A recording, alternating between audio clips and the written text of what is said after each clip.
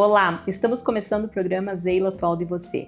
Hoje eu vou conversar com a vereadora Indiara Barbosa. Ela atuou quase 15 anos em uma empresa multinacional de auditoria e decidiu entrar na vida pública. Indiara, seja muito bem-vinda. Obrigada por aceitar o nosso convite. Conta pra gente como é que foi essa decisão de sair, da iniciativa privada para a vida pública. E também sei, assim, você não tem família de políticos, você não tinha ali, uma imagem mais projetada na mídia, na TV, mas decidiu entrar aí, nesse mundo que a gente sabe que não é fácil. Conta pra gente como foi essa decisão. Isso mesmo, Zeila. Eu que agradeço pelo convite de estar aqui conversando com vocês. Eu não era da política, como você falou. Trabalhei muitos anos na iniciativa privada. Eu falo que eu até comecei a trabalhar, meu primeiro emprego foi no McDonald's com 15 anos. Depois fiz faculdade de administração. Entrei em uma empresa de auditoria contábil, que é uma das Big Four, que a gente fala, das maiores de auditoria, que faz auditoria em grandes empresas aqui no Brasil, como trainee. Depois fiz faculdade de Ciências Contábeis, fiz a carreira lá, cheguei ao cargo de gerente sênior, que é um cargo mais alto, fiquei 14 anos nessa empresa e decidi entrar para a política, Eu falo que eu já gostava de política desde a época de colégio, mas acompanhava pela TV, pela internet, e eu também já fiz muito trabalho voluntário. Já fui escoteira quando era criança, adolescente, depois fiz muito trabalho voluntário na igreja, e depois na própria empresa a gente tinha uma área de responsabilidade corporativa em que eu atuei, eu dava cursos de finanças para jovens em comunidades aqui em Curitiba.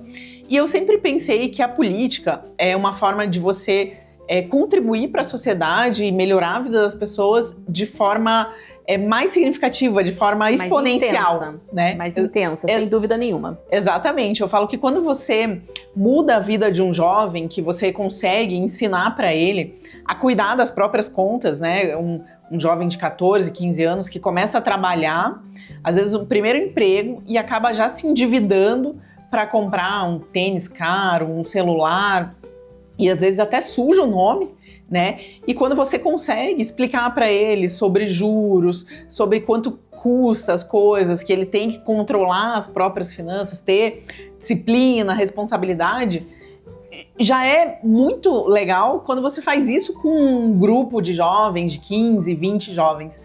Mas através da política você pode fazer isso para milhares de crianças e jovens na cidade, Porque você pode até rever o próprio método de ensino, Porque hoje as escolas, a gente vê uma mudança, uma evolução, mas ainda tem chão, A gente não tem educação financeira de qualidade, Algumas escolas estão já implementando, mas falta educação financeira, E aí, quando você está na política, você consegue trazer isso de uma forma mais organizada, através de regras, extrapolando, para toda a cidade, para todo o município. Exatamente, desenvolver políticas públicas, que vão melhorar a vida de milhares de crianças. Como você falou também, acredito que a educação financeira precisa melhorar muito no nosso país, que está começando agora o ensino da educação financeira, do empreendedorismo, você vê em algumas escolas, mas a gente ainda tem muito para evoluir. Tem chão. Exatamente, então foi isso que me motivou, Eu pensei, poxa, com o meu conhecimento, eu acredito que eu posso contribuir para a política, E por outro lado, no nosso país, infelizmente, a política é muito mal vista. A gente ainda vê, nos dias atuais, escândalos de corrupção, dinheiro na cueca, muita coisa ruim relacionada à política. E eu acredito que não adianta só a gente reclamar ou a gente se afastar da política. Se a gente quer mudar isso, e eu acredito que a gente pode melhorar o nosso país passando pela política, a gente precisa se envolver, Quando a gente se afasta da política... Você aceita o que está acontecendo. Exatamente, já é uma decisão política, Sim, já foi uma decisão. Mesmo que você fale, não, vou ficar longe... Mas aí a gente deixa para quem aceita se envolver, para quem quer se envolver, Então foi essa a minha motivação. Eu também sou mãe, Agora tenho 2 filhos, tenho o Luigi que tem 12, a Laura com 2 para 3. mas na época era só o Luigi e eu também pensava muito nisso, né? Poxa, eu quero deixar um país melhor para o meu filho. Tem muitos amigos que foram para fora do país e não querem voltar mais, que fizeram a vida, né, fora, porque às vezes tem mais oportunidade, tem mais segurança, mas a gente tem um país tão bom, com tanta coisa boa. Tantos recursos, né? É um mundo dentro de um país, né? Sim. E a gente não aproveita, às vezes, isso da melhor forma. Exatamente. Então, essa vontade também de querer que o nosso país melhore, que meu filho fique aqui no Brasil, queira ficar no Brasil e que a gente tenha mais oportunidades também, mais segurança, mais coisas boas no nosso país, foi isso que me motivou a sair da iniciativa privada, né? Deixar uma carreira que eu falo que poderia ser diretora, sócia. Podia ser uma grande executiva. Exatamente. Mas decidi foi um propósito. Entrar para a política exatamente por causa desse propósito, essa vontade de fazer diferente. E aí não foi só a vontade de fazer diferente e entrar na política. Você se preparou, né? Eu ouvi ali, né, que você fez um curso, né, que prepara para a política. Então, eu acho que na primeira participação, né, na primeira candidatura, você não entrou. E aí você buscou o conhecimento, fez os cursos e aí foi a vereadora mais votada do Paraná. Isso. Conta um pouquinho desse curso, porque eu achei bem interessante. Às vezes a gente vê, né, os políticos, às vezes, principalmente vereador, né, entra muito por ter muito conhecido, por ser muito conhecido, por ser muito popular, e não necessariamente tem a preparação para ser político. Isso. E eu achei bacana você ter feito. Conta um pouco sobre esse curso que você fez. Pois é, então da primeira vez que eu fui candidata lá em 2018, fui para deputada federal, até na primeira eleição, e não sabia, nunca tinha feito campanha, não sabia muita coisa, né? O partido que eu participo tinha um processo seletivo, então você aprendia um pouco sobre Constituição, o que faz um deputado federal, o que você vai propor, mas aí um dia me chegou lá um link, alguém mandou, falou, olha, veja esse curso aqui e tal, e eu fiz a inscrição para se chamava Rede de Ação Política e Sustentabilidade, é uma ONG, ela foi fundada por um dos fundadores da Natura até, e ele tinha como objetivo formar políticos melhores no Brasil. Então ele selecionava políticos de todos os partidos para dar uma preparação, né? E eu acabei sendo selecionada, no Paraná foram 5 selecionados, só eu de mulher, e fui fazer cursos, né? Então tive a oportunidade de ir para São Paulo para um curso de uma semana com um professor de Harvard. Ele era o professor Steve Jardine, ele já tinha dado o curso pro Clinton, pro Obama.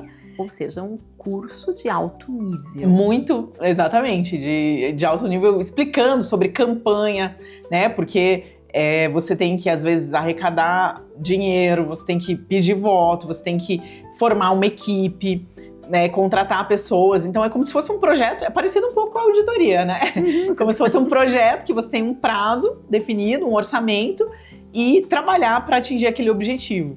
E aí, na primeira eleição que eu participei, eu fui a candidata a deputada mais votada no Paraná.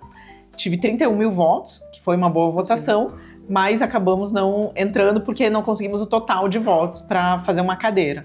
Aí voltei, nesse caso tinha pego até uma licença não remunerada da auditoria, depois voltei para a auditoria, fiquei mais ali 1 ano e meio e em 2020 resolvi ser candidata novamente. Acredito que a gente precisa de políticos melhores em todas as esferas, né, no município, no estado e no governo federal, e eu fui candidata a vereadora.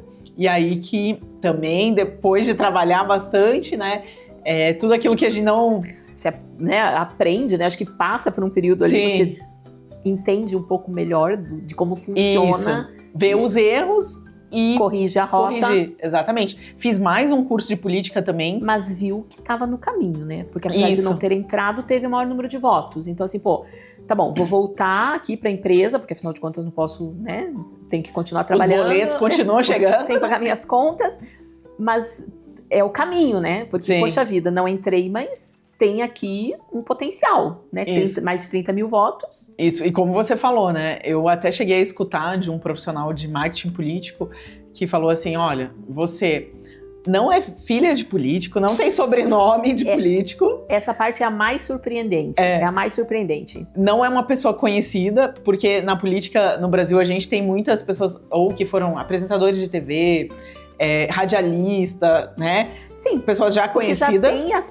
Já tem um público favorável que vai votar. Isso, não era o meu caso, né? Eu era uma contadora, uma auditora contábil que trabalhava atrás do computador, que ninguém conhecia. Facebook era só a família, os amigos próximos.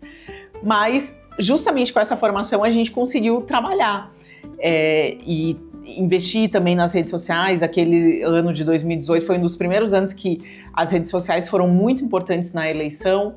Depois, em 2020, também a gente acabou pegando a pandemia, né? Então a campanha também foi muito pela rede social, também trabalhei nas redes sociais e consegui ser eleita, né? Fui a vereadora mais votada de Curitiba, que foi a primeira vez que uma mulher foi a mais votada na capital e a mais votada do Paraná, né? Foi uma surpresa para muita gente que também não me conhecia, mas eu acredito que isso demonstra justamente que as pessoas querem pessoas novas.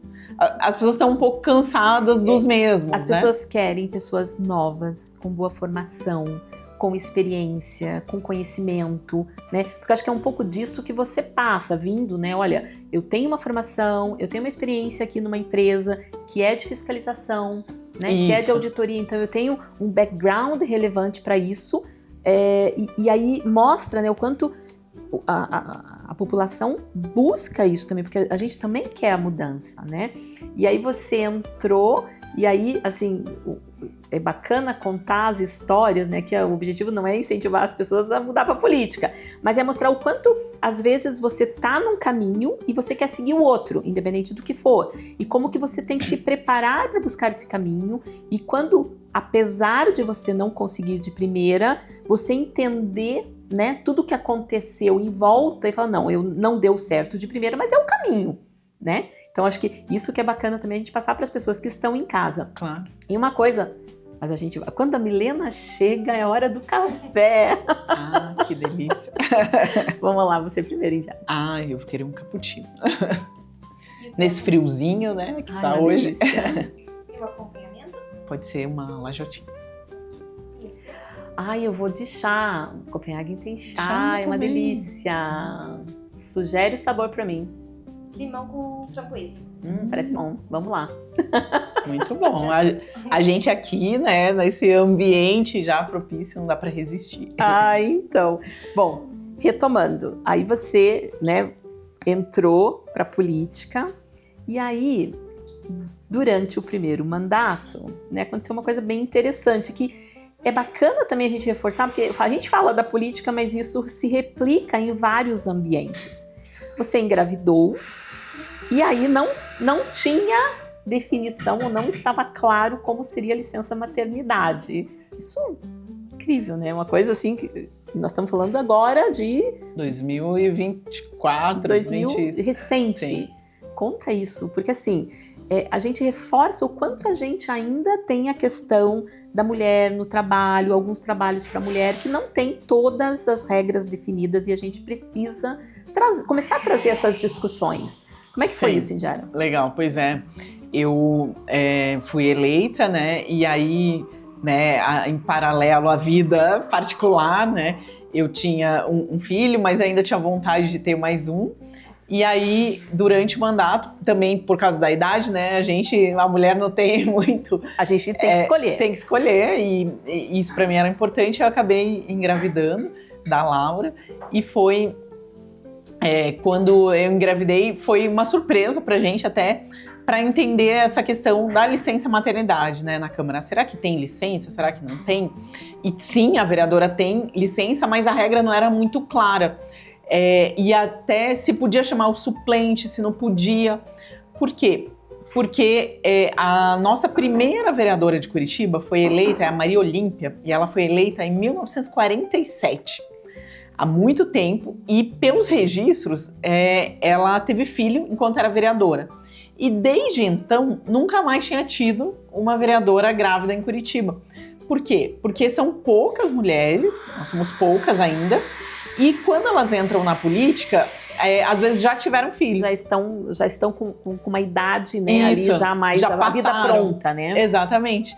E aí a regra não era clara e a gente falou, nossa, e agora? Né? Inclusive, aí os vereadores mudaram a lei orgânica do município e o regimento interno da Câmara para que fosse claro em relação à licença maternidade, a chamar o suplente, o prazo também da licença. Um pouco do seu propósito já começava a se materializar, mesmo pois assim, né? Pois é. Porque você já começa a dar luz e a trazer, né, um assunto para a mesa. Isso. E a gente fala também da participação das mulheres, né? Porque hoje, na Câmara, até na legislatura passada, de 2020, nós éramos em 7 mulheres, em alguns momentos foram 8, mas de 38 vereadores, então percentual pequeno, 15%.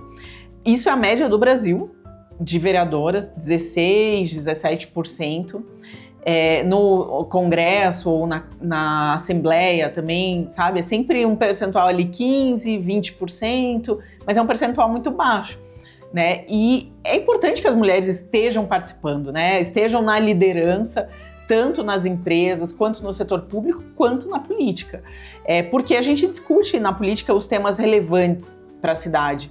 Discute, por exemplo, a questão da saúde, a saúde dos filhos, a saúde dos pais, né? A mulher tem essa questão do cuidado muito. Discute a educação, né, dos filhos.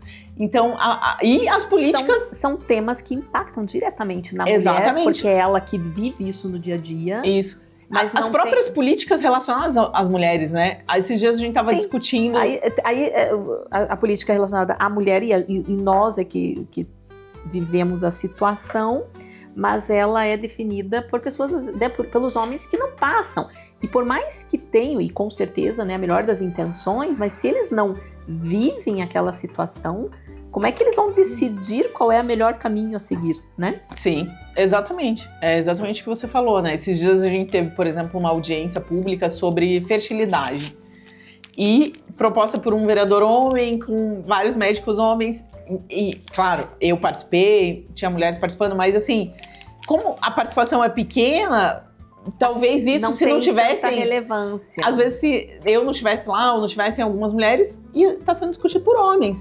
Então, é importante a mulher estar presente, e mesmo né? que tenha algumas mulheres, né? O que acaba acontecendo é que, às vezes, você não traz todas as variáveis para analisar. Porque, mesmo que tenha as mulheres, nem todas as mulheres têm a perspectiva de todas, né?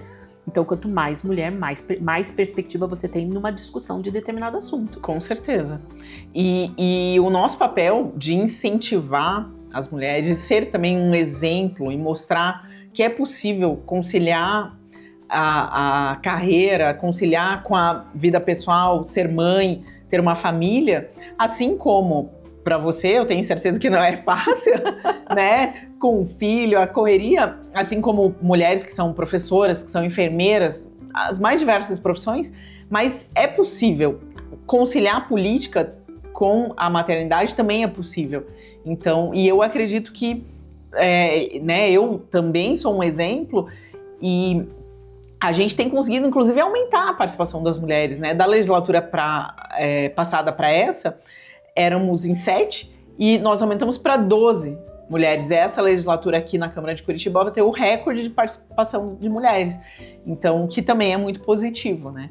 Eu acho que assim, a gente precisa estimular isso e trazer essas discussões para a mesa, né? Porque tem as dificuldades, mas também eu acho que o mundo já está um pouco mais bem preparado para isso, né? A gente tem alternativas de como atender, né, os filhos e as atividades extracurriculares e tudo mais, e o trabalho de um mesmo tempo. Temos a tecnologia que ajuda, eu acho que tem as alternativas, né? Eu acho que tem um pouco mais de acesso a determinados serviços também, que facilita.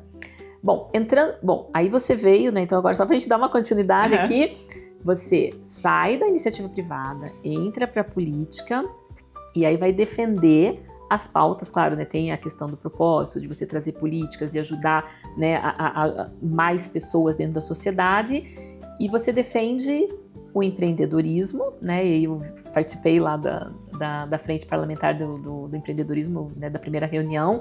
Você é vice-presidente da frente. Eu falei com o Jasson aqui também, ele veio, comentou um pouquinho.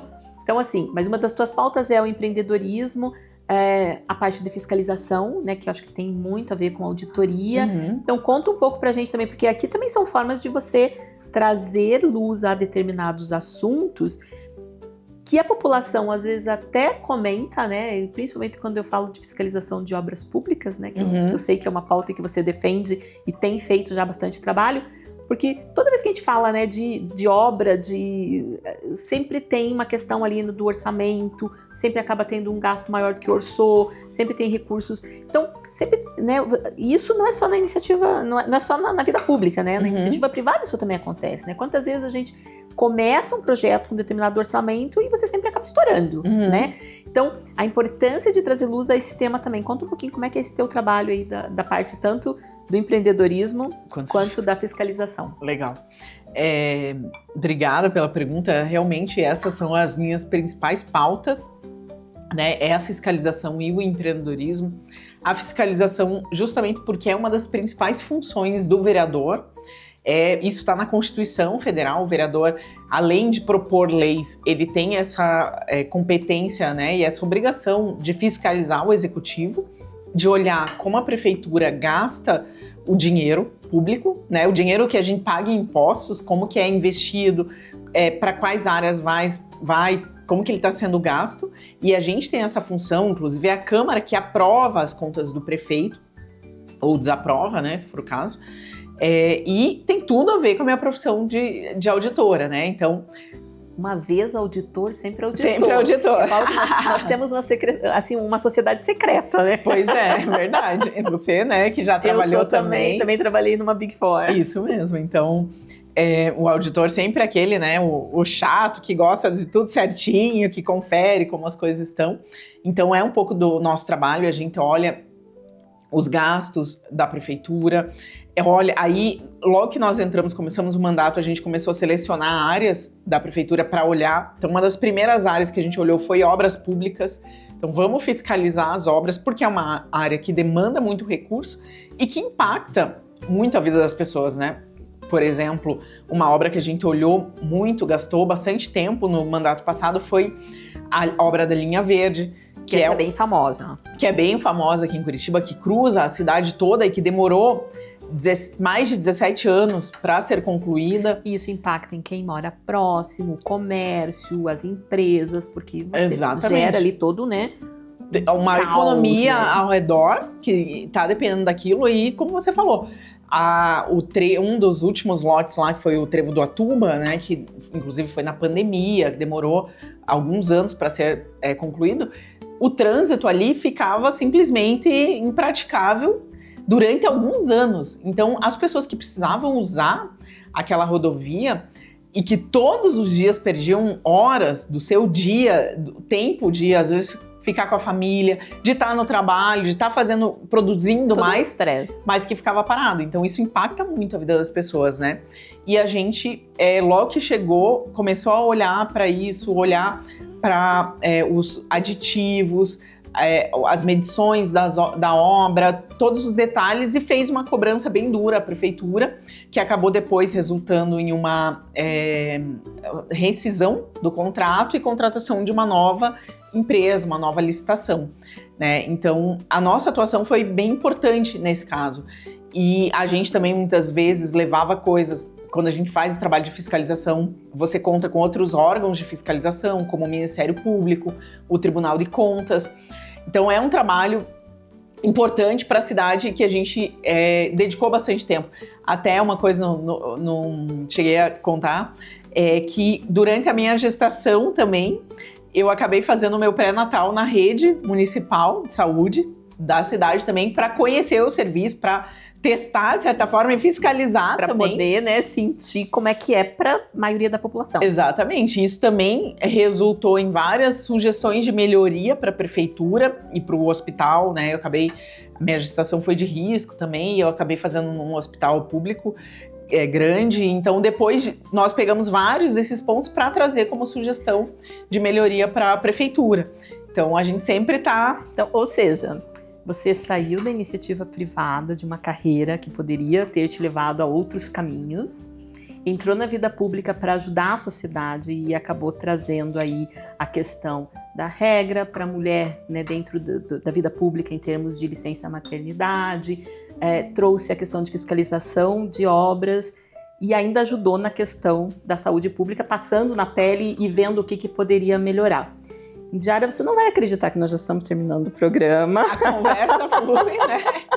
A conversa flui, mas assim, acho que o trabalho que você tem feito, se você puder falar assim, bem rapidinho, assim, em alguns segundos, porque dentro da fiscalização eu sei que você fez uma melhoria no portal que simplificou um monte para que a população possa acompanhar as obras da prefeitura.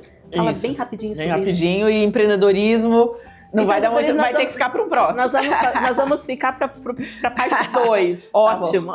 Não, então, logo que a gente chegou e começou a fiscalizar as obras, a gente percebeu que era uma área que era difícil de encontrar informação. E isso deu origem a um dos nossos primeiros projetos de lei, que foi o de transparência nas obras públicas, para que a população possa fiscalizar também e acompanhar as obras da cidade. Então, foi o nosso primeiro projeto de lei. Depois vieram outros projetos de transparência também, porque nessa parte de fiscalização a transparência também é muito importante.